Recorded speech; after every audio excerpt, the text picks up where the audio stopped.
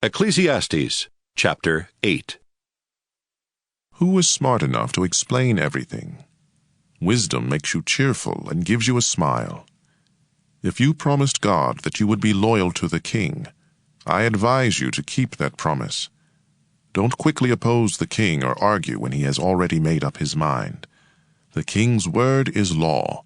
No one can ask him, "Why are you doing this?" If you obey the king, you will stay out of trouble. So be smart and learn what to do and when to do it. Life is hard, but there is a time and a place for everything, though no one can tell the future.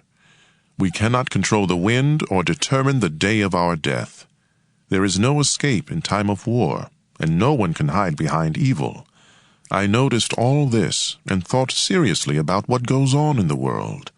Why does one person have the power to hurt another?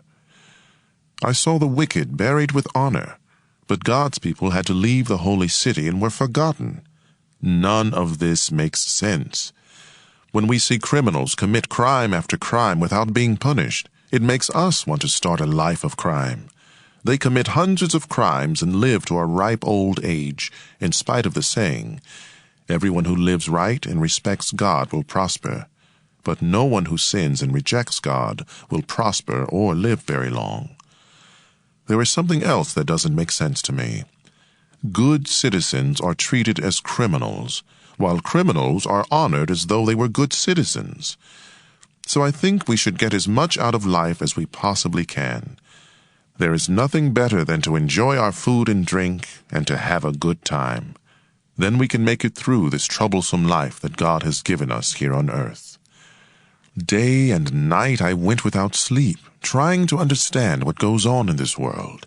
I saw everything God does, and I realized that no one can really understand what happens.